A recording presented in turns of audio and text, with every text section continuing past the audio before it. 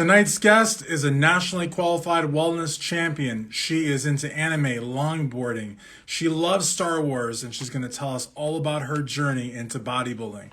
But before that, thank you very much to our title sponsor, Titan Medical Center, for all the amazing therapies, and now back in Ohio. So if you're in Ohio, be sure to check out Titan Medical Center. You can use telemedicine, and you can get all the great benefits. Also, tomorrow morning, be on the lookout for an interview that's going to come out tomorrow at 6 p.m. I'm not going to tell you who it is. On Wednesday, we have Lydia Malero at 7 a.m. Eastern Standard Time. She's in France, which would be 1 o'clock her time. And then on Thursday at 6 p.m. Eastern Standard Time, I've got the giant killer himself, Sean Clarita, joining. So right now, I'd like to say hello to everybody that's in here. Rocco's looking shredded, by the way. Chucky Chance, what's up? Tomasa, what's up? Gage, Lycan Beast in the house. Seth Jordan, how are you? Shannon, what's up? And is the guest of the hour here? Is she here? I don't see her. The Muscle Mayor of Del Rey. Wow, that's cool. Very cool. I don't see... sometimes this happens, like where... Let me go over here and see if there's somebody here. No. Let's see. There she is. Hoot. Half the time, the person you're looking for can't see. What's up? Hey, thank you. I couldn't see you. I was like looking for you, and there you are. So what's going on with you? Not a whole lot, just chilling. Today's my day off. I already got my lift in today, and we're just relaxing for the rest of the evening. Very cool. What did you lift? Oh, legs, of course. Definitely, definitely. You're a wellness, so you know that's that goes without saying. Yeah, So, I normally lift legs like 3 days a week, so. now, how do you break it up? Do you do like quads and then hams and then calves, or what does the split look like? Okay, so my split normally looks like we'll hit like glutes and hammies one time, then the next time we'll do like quads and calves, and then the third day is normally like a full-blown leg day all the way around. Yeah. And you do squats and leg presses or Yeah, so squats, of course, a lot of lunges. I'm more quad dominant than I am glute dominant. So a lot of focus on the glutes. So a lot more lunges, a lot more hip thrust, and that type of nature. Definitely. Lunges are so, I mean, that's such a great exercise, and it often gets overlooked. People don't really see the value in it, and I think it's a great exercise. So definitely. So interesting. So you're quad dominant, so you want to work the glutes. Interesting. Yes. Very cool. What about the outer sweeps? They look pretty good, right? Thank you. Yeah, so I was actually an athlete my entire life, and so my quad sweeps from gymnastics and through soccer and all my sports that I played, running, track, and things like that, it definitely contributed into having like a really nice sweep. So for that, we don't really have to focus as much. We just really focus in on my hemi tie-ins and my glutes. Definitely. And gymnastics, you know, a lot of people don't realize, but, you know, the body takes quite a beating in gymnastics, and you're able to just come back and, you know, very resilient. So I would imagine like that helps in a way with your training, right?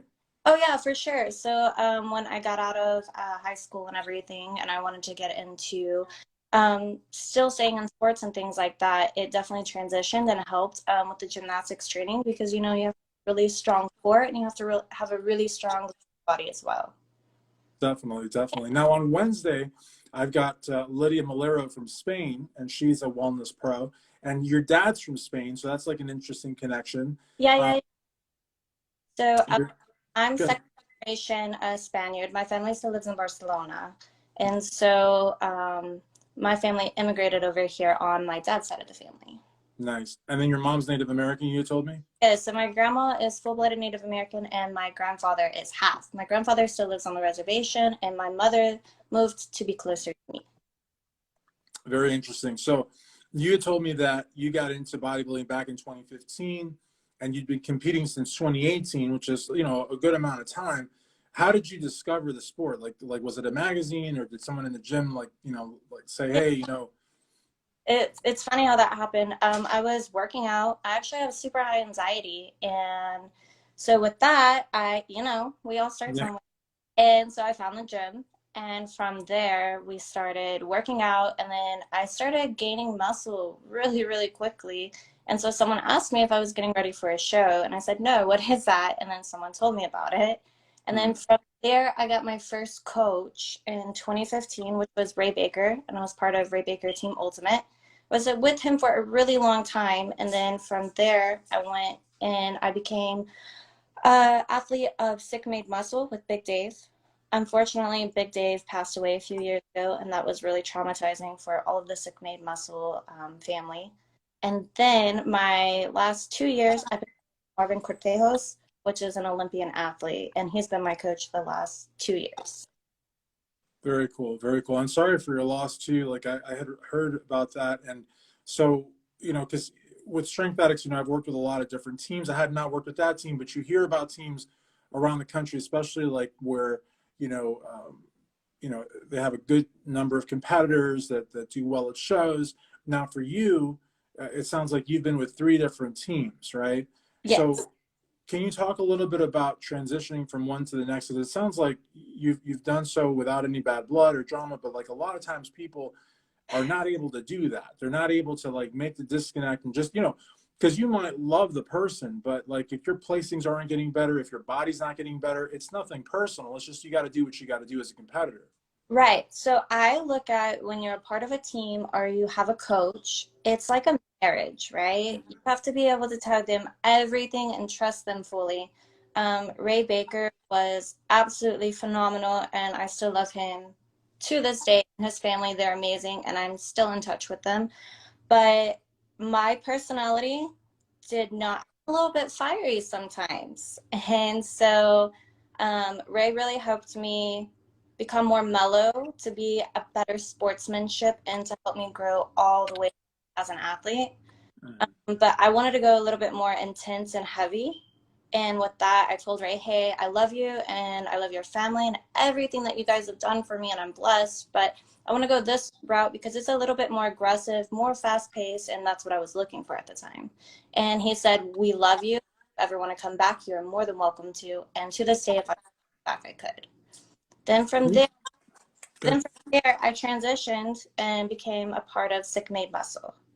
Mhm. And I was with Sickmate for about 2 years, in contact with all of the girls and everybody else. And I met some amazing athletes along the way. When Big Dave passed away, I was 7 weeks out from a show, and Ray took me back and finished out my prep during that time. Then after I finished that prep, I took a little bit of a break and had my off season, refocused and got my emotions in control, because it was really hard losing a coach that you spend so much time with in the middle of a prep and still having to finish a show without him. So I took my break, and then Ray and I were still on the same page. I wanted a coach that was fast and heavy and intense and like, and so that's when I got together with Marvin Cortejos, which is the Olympian athlete that I was doing my last show with. Yeah, there's a couple things there that I wanted to touch upon. Like the first one was, how when you went from one team to the next and you explained why, and you said, you wanted something a little bit more intense, and they understood, and you're on good terms with them.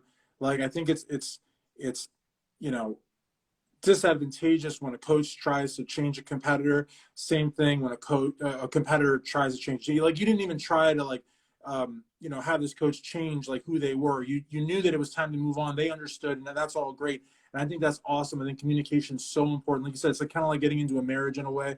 I've never Yeah, been married, but I think communication is really important. And then the other thing, uh, with one of the teams that you left, you didn't really even want to leave. The coach passed away. And that, like you said, 7 weeks out, uh, it is so emotionally like trying and taxing, and even to have another coach finish out the prep, which is great that he was able to do that. But at the same time, like, I can't imagine the emotional baggage you and the rest of the people on that team must have had. oh, it was overwhelming. And that going back to Ray was my best choice, because I had been an athlete of his for years. So he had already known my body. He had already knew where I was going to be at and what we could do to get me ready in 7 weeks. That's such a small amount of time. So going back to something that I was familiar with and a coach that knew me inside and out was definitely the best bet for a really terrible time. like that. They had an amazing tribute at shows for Big Dave when he passed away, and that brought a little bit of closure. I still talk to Mia. She's an IFBB pro, and she left Sickmade, and she's still posting all of the old Sickmade girls, and she branched out to be able to do her own. She's still inside of Hog in Georgetown. Nice, nice. Well, that's good that, I think closure is really important. I think that's like a term that I'm so happy that you picked to use, because like, sometimes like I often tell promoters, I'm friends with a lot of promoters and sponsors and people like that, vendors, to have a tribute, like it can never, you know, it, it always fits. It always fits, especially if it comes from the heart, even something simple. And I think for closure's sake, it's important for the tribute, but it's also important for closure's sake. So I'm glad that they did that, you Yeah, know. super hard to be in the gym and you could hear in your head, because every coach has something they tell you to get one more set in or one more rep in. And so to be able to like train and know that he was no longer with me as we were prepping and to hear his voice while I was working out was so hard. Yeah, But to have those tributes and to get that closure and to go back to Hog and still consider it home, and it's still heartbreaking, but it still feels like at the same time. definitely, definitely. So you got into bodybuilding in 2015 and you did your first show in 2018, but in 2018 there was no wellness, at least not in the pro league. Correct. Did you start out at a different division and then worked up to wellness or down to wellness, or? Yeah. So I started in bikini, but I would always place third in bikini because my quads were too big. And no matter how much I ran and no much I dieted down and tried to lose that muscle, genetically, I just was not able to lose my leg. Right. So when we heard wellness was being able to compete here in the US, was a huge excitement because I was working against genetics instead of with genetics. And so I was able to transition into wellness. My very first wellness show I ever did, I placed first place. And from there, Yeah. it's an amazing feeling because, when you're competing and you're dieting down, it's so hard because there's nothing you can do if you're fighting genetics. So you would compete and get third place, even if you're amongst so many girls, if your legs are too big, there's nothing I could do about it. Right. And the thing is that, like, in the judge's perspective, a lot of the times they want to score down somebody who's too muscular or too ripped, who doesn't really belong in the division. But, a lot of times it's because, they think that the person's overtraining or eating too much. In your case, it's genetic. And so, Right. here you are, going above and beyond to lose the muscle your body wants to have, and I think one of the biggest misconceptions about wellness before we saw it here is a lot of people thought, well, I don't have to get as ripped, or I don't have to get as muscular, and that's completely bunk. It's like the volleyball players, the soccer players, the people that have like really strong legs, particularly quads like you. That's what wellness is all about. It has nothing to do with a softer look or any of that crap. That was just complete misinformation. I So completely agree. I also think that the wellness girls come in a little bit harder than the bikini girls. So you have to diet down more yeah, and your food intake in high enough that, you're keeping your muscle mass, but dieting down hard enough that you're leaner than a bikini girl. right. Absolutely. And the quad development, really, honestly, wellness really is in a league all its own, because the quads are bigger in wellness than in figure, Yes. and you're harder. You know what I mean? But at the same time, it's like also very glute specific. Like kind of throwing back to bikini. So there's a lot of different things there. I'm just so happy that it's here, and a lot of it is owed to J.M. Mannion and Johnny Styles and a lot of people that were just like rallying for this division that was doing really well with the other IFBB, like in Brazil. I mean, my gosh, it's huge. Eastern Europe is huge. So they kind of had an idea how it was going to do. And now, honestly, I think it's going to either be bigger than bikini or it's going to be parallel to bikini, but it's just blowing up. Oh, I completely agree. I'm actually really good friends with Johnny Styles, and I talk to him quite a bit. And he's amazing. He's a huge supporter of any up and coming wellness girl. him and his wife are supportive and want as many wellness girls to succeed. Uh, Amateur, national, and pro league. Like they don't discriminate. Like they'll tell you to go for it. They'll give you pointers and tips, and they are just phenomenal people. And I can't thank them enough for helping me. I was very on the fence about switching over to wellness. And I was talking to Johnny, and he was like, no, genetically, you've got it. Like, you work hard, like, go for it. And when I did, it was amazing. And to lift heavy. Definitely. And you know, Gaden can actually, she could do wellness one day. I mean, I don't know if you've seen her transformation, but it's just, it's amazing what she's done, and Johnny's wife, and she just looks absolutely fantastic. Oh So my God, she yeah, looks amazing. Like, I love them so much. They are yeah, fantastic people. yeah, very, very good people. And so, with regards to some of your pastimes, though, like, because I mean, you had mentioned longboarding, which is that's like skateboarding, though, right? Sort Okay, of. kind of. It's Kind of. so longboarding, it's a longer board than a Mm, skateboard. More for cruising and going really fast. yeah, Where skateboard's more for like tricks and just, kind of riding a little bit, but not for going long distance. yeah. Uh, like in San Diego and Cali and everything, you see the girls dancing on the boards, they're going down. That's longboarding. So yeah, Nice. and then I'm a giant anime lover, and so when I'm doing my cardio or I'm prepping for a show, I normally watch anime while I'm doing my cardio. Nice. Nice. And then you had mentioned Star Wars also. Oh yeah, dude, I'm a giant Star Wars lover. Absolutely love all the Star Wars, all the like prequels, and I'm actually started at the Book of Boba Fett, so that's been my binge-worthy like love recently.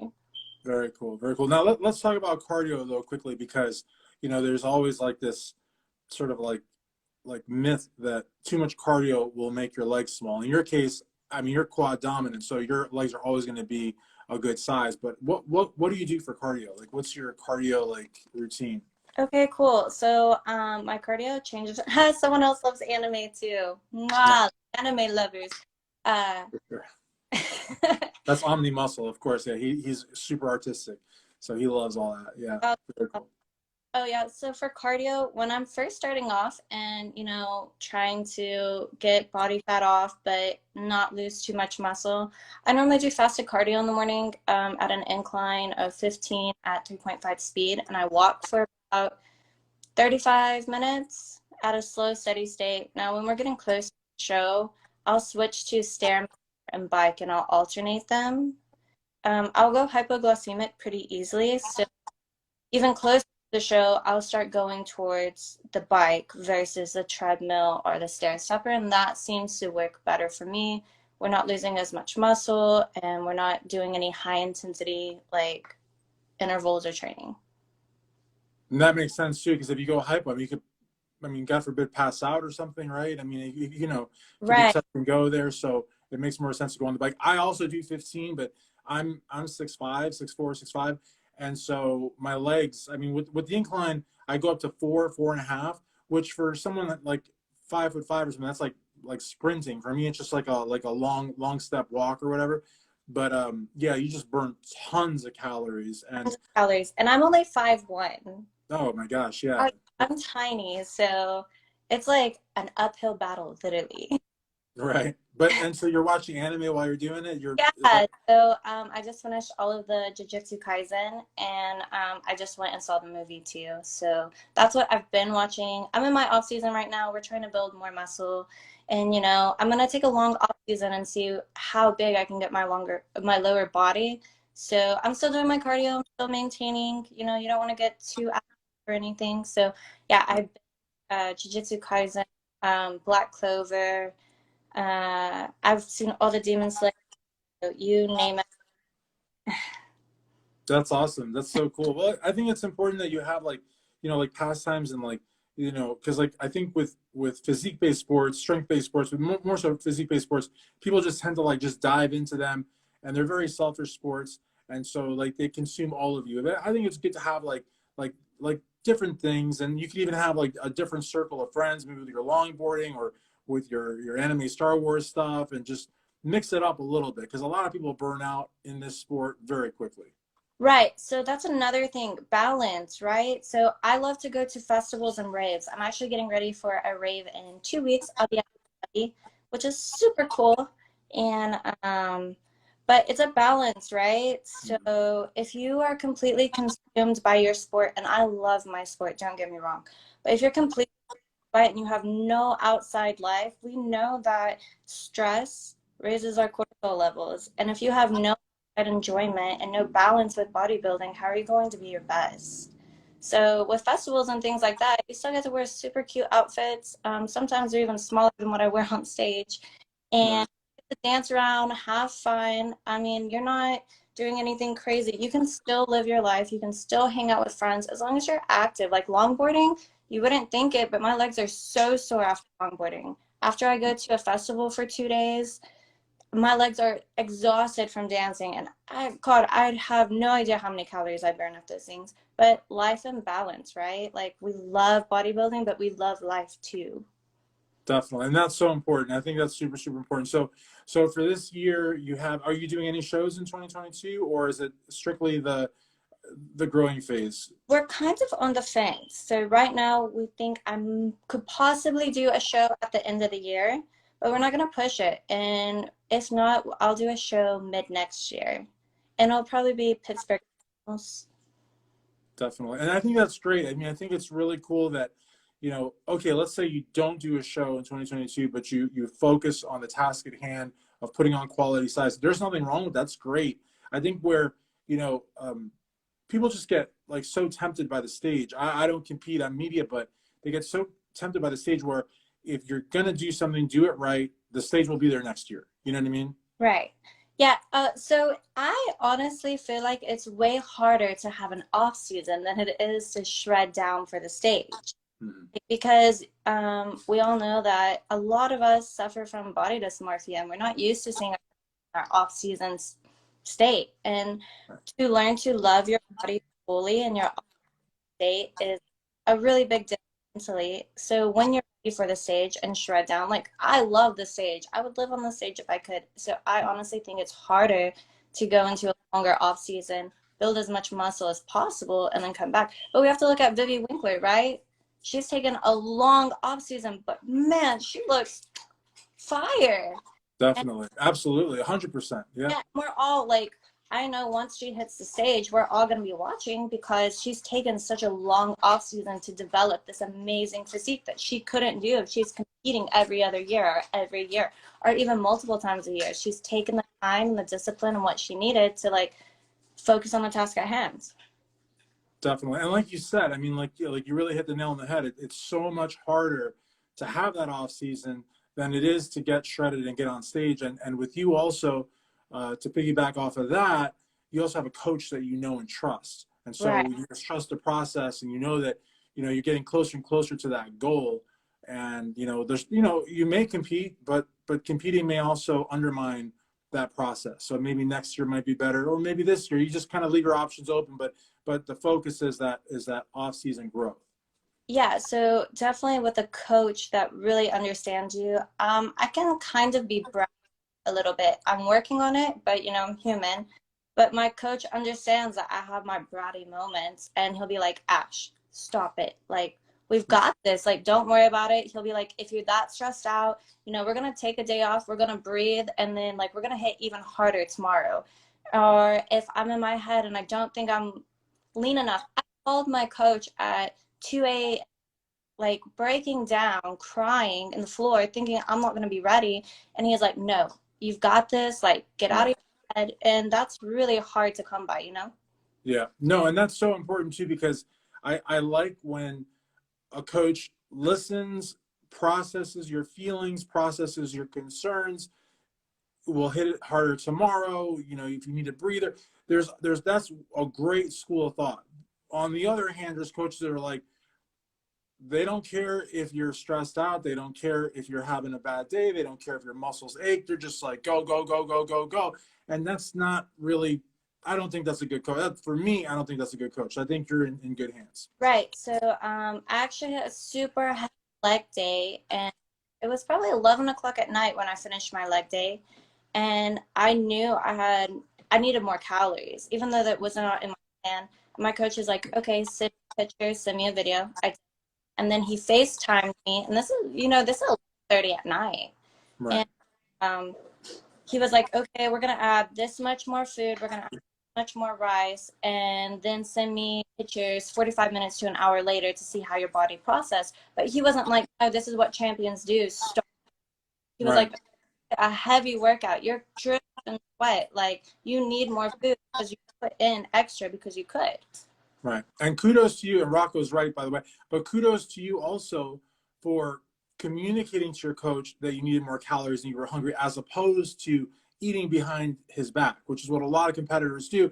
That will catch up to you, you know, whether your coach knows or not. But kudos to you for communicating that. He could have said no, but he Right. didn't. And so, you know, it worked out. I think that goes back to like what I was saying, like your coach and you, it's like a marriage. Like you both have to be all in. Right? And I know a lot of athletes like will binge eat or closet eat because either the athlete's not communicating to the coach or the coach is just like no, or even worse, like nobody asks because you think you're too scared and your coach is going to say no.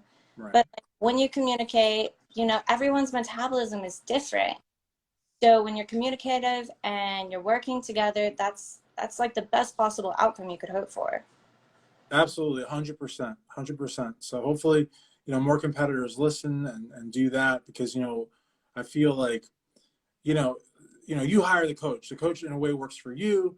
You want their advice. You want to make them proud. You know, so many people are just petrified of their coaches. Like, you know, and it isn't even that they're so scared that they do everything they're told. They're so scared that they don't tell the coach and then they do it behind their back. And it's like, what I also like about what your coach did was not only did he let you have something, but he wanted the pictures afterwards to see what effect those extra calories at that particular time would have on your physique. And that, again, I mean, that's great because, you know, then if this were to happen a month down the road, he already has an idea like how you're gonna, you know. I think it's great. I think it's a great coach. Great marriage. Yeah, yeah, yeah. It's amazing. And even in like in the early stages of my prep, because I normally do a 20-week prep, slow and Mhm. steady, right? Um, I think crash dieting and dieting hard for like a very short amount of time, that's hard on your body. And we know bodybuilding is a marathon, not a sprint.